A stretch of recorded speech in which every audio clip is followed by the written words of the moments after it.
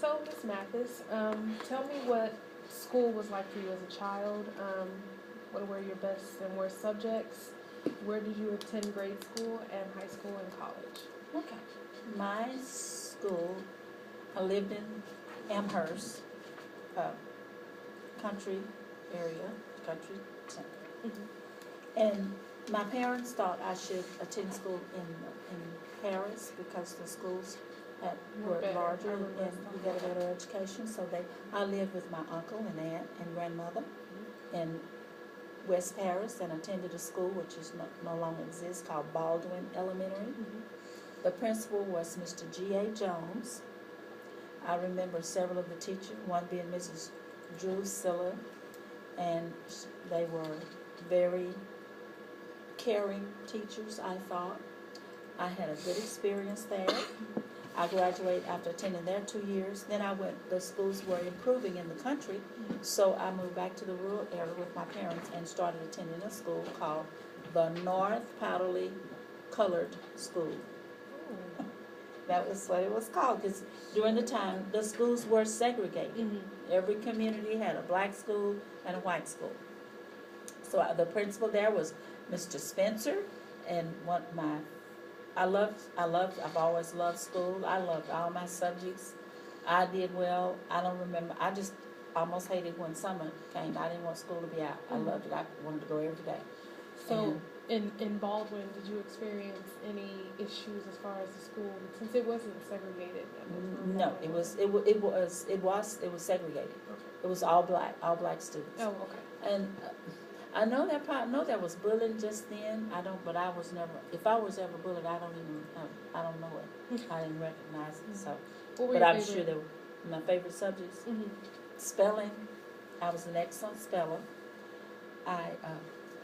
I would even sometimes try to miss words. I wouldn't get all the words right. So, because we'd have to stand in a line and they would be called out to us. So I didn't want to make my friends feel bad who didn't spell well. So, but I've always been a good speller. I guess I don't remember having any subjects that weren't favorites. So I just liked school. Period. I attended there 2 years, and then, as I said, I went back to the country with my parents. My mother became a bus driver, and that was very embarrassing to me, for my mother during that time. Well, that was in the 50s by the time she started driving the bus. Yes, no, in the 50s, and it was embarrassing for your mother to be driving a school bus. But Campbell's Soup was moved to Paris, was establishing, and my dad got a job at Campbell's Soup when it first came. So my daddy went to the superintendent, Mr. Frank Stone, and asked him if he would allow my mother to take his place. And Mr. Stone told him that he didn't think she would be able to do that because she would not be able to parallel park a bus. And my mother said, well, give me a chance and I'll show you that I can. So sure enough, she did. And my dad told him that it would be so helpful for us to have that $75 or $100 a month that they would make driving the bus, and he didn't want to let that go. So my mother drove the bus. He worked at Campbell Soup. And I attended school there through I graduated 12th grade. I was the valedictorian, but I have to tell you this, there were only 6 students, okay? We started with 39 because the schools were, they combined several schools. And we had 39 students, but they dropped out for whatever reason. So I graduated in 1956 at the age of 16, because remember I told you the 2 years I was placed in 3rd grade. I never attended 1st and 2nd grade. So after I graduated from Powderly, and I had a really good, and one experience I had that I have to share is girls couldn't wear pants during the time I was in school. The teachers certainly could not. But my friends and I decided that we were going on a field trip, and we were going to wear our jeans. So we put our jeans in a bag and hid them from our parents. Then we went to the outdoor bathroom and we changed clothes, and we got on the bus, and the principal stepped on the bus and he said, will the young ladies who chose to be men today stand up and follow me? So we had to go, and he gave us an assignment. We had to write words and their definitions while all of the other students were going on the field trip. We did not get to go. That was, and let's see, while I was in school, I wanted to play basketball, but my mother didn't want me to play because we had to wear shorts, okay, so it's back in the day. And I loved basketball. But what I would do at the games, I would go and I would sell chili dogs and chips, and so I attended the games. I was able to go because I had a little chore. Let's see, what else did I do in high school? Oh, I won the spelling bee. I love speaking and spelling. And I won we had the county spelling bee. Then we went from the county to the district. So that was even more, district spelling bee. And then we went to the state. So I went to Prairie View A&M College for the state UIL spelling test. And what happened is that I remember I did not win because we had practiced and I got the words mixed up somewhere on turned in the wrong list. I really don't remember everything that happened, but I know I did not win a place. But I did have that experience of going to Prairie View. After graduation from Powderly School, I enrolled in Paris Junior College in 1956. I graduated in May, and in September I was attending Paris Junior College. And at Paris Junior College, I have to tell you, do you know where the business office is? Right now, the administration? Yes, right down the hall. Mm-hmm. You walk right into. Yeah. That was the library. Yes, wow. In 1956. This room, AB 125, was a science room. See, it has no windows in it. Mm-hmm. It's for science. The room across the hall was also a science room where I had from an instructor by the name of Mr. Frank Grimes, for whom that building is named, the annex is named. I've seen much growth at Paris Junior College. And I attended here 2 years and graduated. There were 36 students in my class when I graduated. And now PJC graduates over 400. So that's been a lot of growth. I remember the football team. PJC had a football team. They had a football team? Mm-hmm. Yes, sure did. So I left here. When I graduated here, I transferred to Wiley College. And I wanted to choose a school that was close to home and a school that had some people I knew. I had an uncle who taught there. He's still living, as a matter of fact, in Houston, Texas. And I knew people there who had attended and from my family. So I chose the school and I loved it. I loved Wiley College. And I graduated from there. On my way home, my dad told me that he had talked to several of the superintendents in the area. So by the time I got home from graduation, I had a job because my English teacher, Mrs. Mary McGrew, recommended to Mr. Frank Stones that ask him if he would hire me. She was leaving, and he did. He hired me on the basis of her recommendation. I taught there for 4 years, and then I transferred. I started teaching. I got pregnant with one of my children. So back then, you couldn't teach and be visibly pregnant. If you were showing, that's what they called it, then you couldn't teach. So I had to give that job up, and then I don't know the exact year and all that, but then I taught at Gibbons High School, which was another segregated school. And then I taught 4 years at Paris High, which was an integrated school. So I taught there 4 years. And then to Paris Junior College. So when I came to Paris Junior College to teach, I had taught 12 years elsewhere. But all of my teaching has been right in this area. Mm-hmm. Do you like that, being able to stay close to? Oh, I love it. I never wanted to leave home. Never. I remember you saying that you wanted to get away for a second. Yeah, but when I got away, I was glad to get back home. I know we talked a little bit. The next question asks about school activities. I know we talked about you wanting to go to the basketball games, selling hot dogs, and the spelling bee. Did you have any other activities you participated in? I can't think of any right now. I really can't. Let's say I was spelling bee. A speech. I participated in speech activities. Choir, but I was never really good enough at that. I didn't really. I couldn't sing well enough to do that. I love choir. I do too. I will always love singing. We would have little plays. I participated in that. I love being on stage because really what I wanted to be was not a teacher but an actress when I was a little girl. That's what I wanted. Yes. Do you remember any fads like in your youth, like popular hairstyles or clothes, anything like that? The ballerina skirts, the long ballerina, and the ballerina shoes. So it was typical for females only to wear like skirts and dresses. You couldn't wear jeans, pants. That was unladylike. And teachers certainly couldn't. That's why I don't wear them too much now. And it's just a habit. It's not. One thing when I put them on there, the jeans are so comfortable, and pants I don't want to get out of them. Who were your childhood heroes? I would say I had an aunt. Remember I told you about my Aunt Alma. And I think my heroes were probably, if I had to say, would be my aunt, and would be my mother and father. I can't remember anybody else really. That's fair.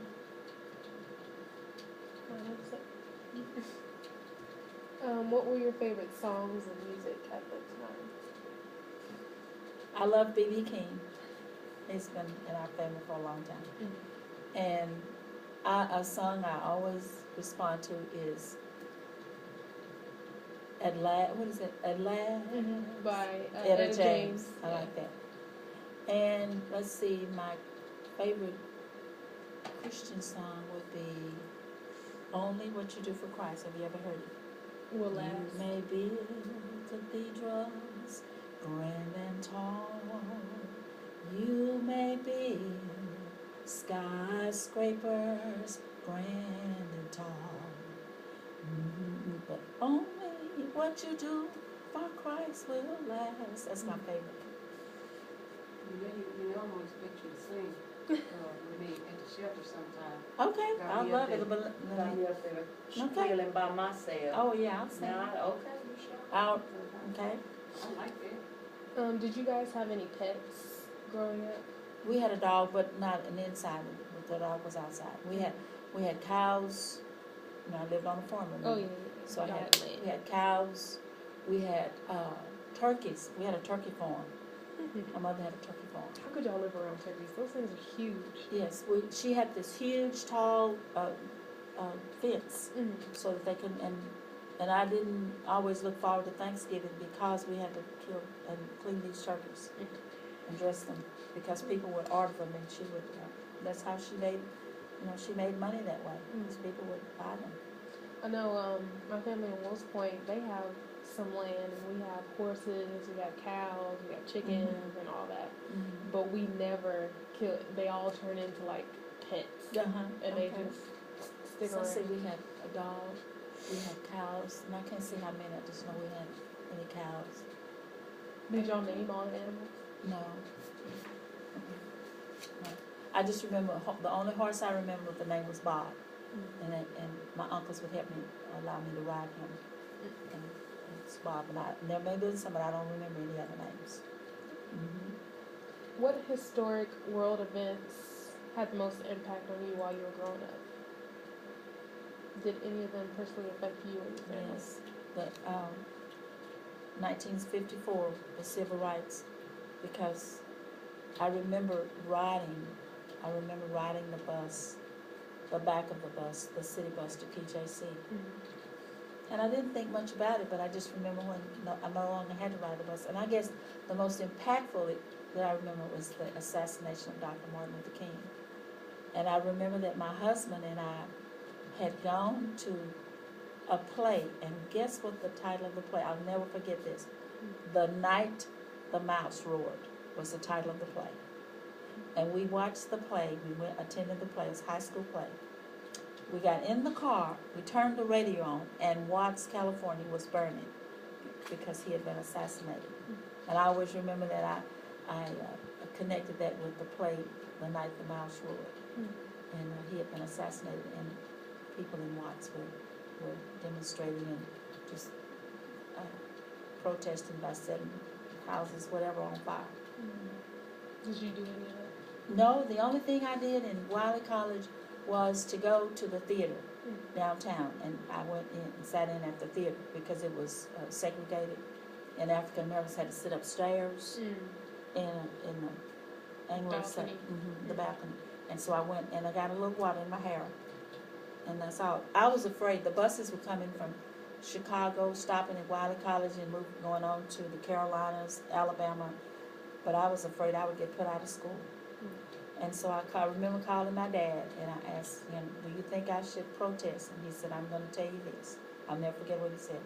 He said, I'm not going to tell you to protest, and I'm going to tell you not to. He said, but you think about it and ask yourself this question. Is the person who's leading the movement, is it to get himself glory, accolades, or is it for the good of the cause? He said, then you make your decision. But he never told me not to march or to march. But I chose not to. How is the world today different from the way it was when you were a child? I guess the most noticeable change in my life has been technology. I've seen, even going from writing checks, there are so many places will not accept checks. They have this sign, no personal checks. And I can understand why, but that's going to change. If you're job hunting, I would hate to be looking for a job. You have to go on the internet. You have to look for a job. That is, I guess, the first time I am feeling almost like I'm a misfit because of technology. I have not kept up with technology. So I like one-on-one teaching. I like being in the classroom with the students, and so I won't have to worry too much about that because I don't have that much longer anyway. So, yeah. So. Okay, what is the one thing you most want people to remember about you? Okay. I would want to be remembered as someone who treated people that responded to the God-centered part of it that I think everybody possesses.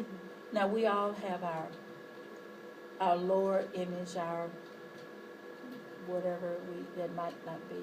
We have a side of Satan inside. But I would like to be remembered for responding to the God element that I think is evident in everybody's life. The heart of the person, and not judging people by their appearance. Thank you. What was your religion growing up? What church?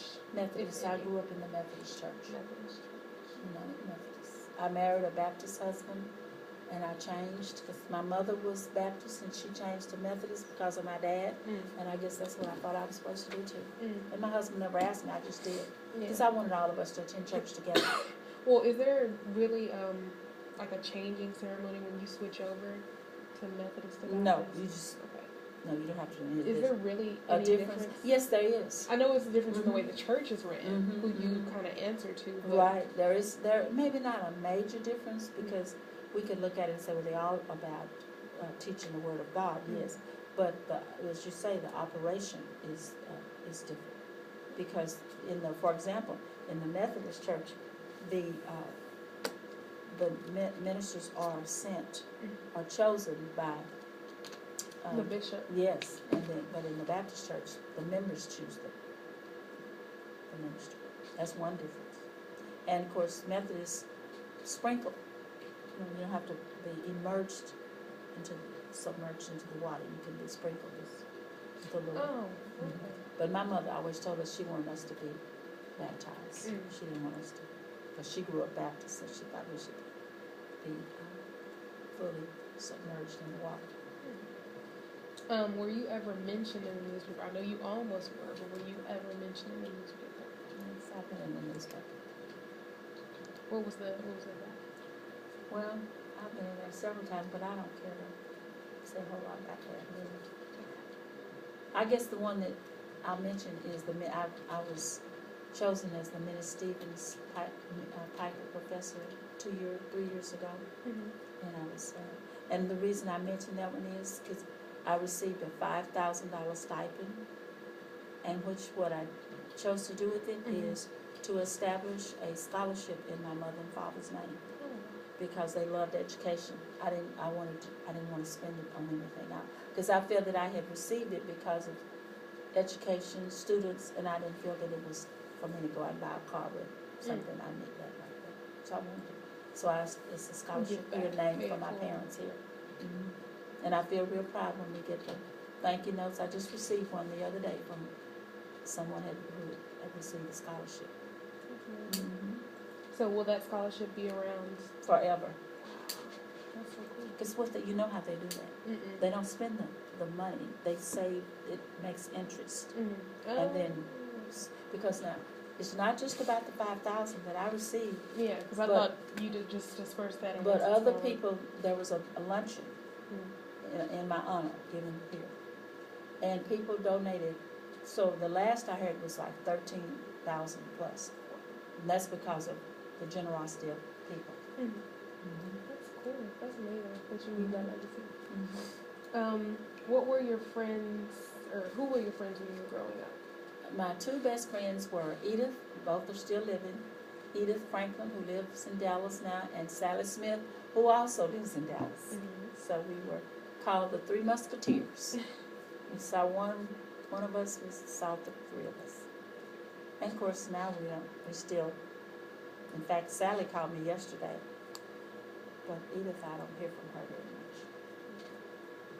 much. Describe a typical family dinner. What would y'all eat as a family? Who did the cooking? My mother did the cooking. Of course, we helped washing the dishes. And Mother, I always had to set the table. So y'all had the full setting? Yes. We didn't have anything, there was no such thing as paper plate at that time. That was unheard of. We ate out of paper plates, the silverware my mom had, and the glasses. And I was the one who always set the table. A typical would be fried chicken, mustard greens, candied yams with marshmallows on top, my mother's homemade rolls, tea, iced tea, peach cobbler. So y'all had dessert every night? No, we didn't have, we just had dessert on Sundays maybe, special occasions. Because there was no McDonald's, we might have hamburgers, but they were made at home. Yeah. There was no such thing as McDonald's, and I don't know of any of these places that we eat at night. We had home cooked meals. We sat around the table, and we talked, and my oldest brother and my dad would start arguing about which party, the Democratic or the Republican Party, benefited the African American the most. And my dad was a diehard Democrat, and my brother would just say the Republican Party was better. And they would get into an argument, and they would hit on the table and gnaw on bones and chicken bones until in the night. So I learned it's two things you don't say to my dad. You don't tell him that anything about the Bible, because he would argue the Bible until all the fires had gone out and stuff. So not one of us is argumentative, because our dad had turned us to this argument. Because I don't want this in there, but we had cousins who were Church of Christ, and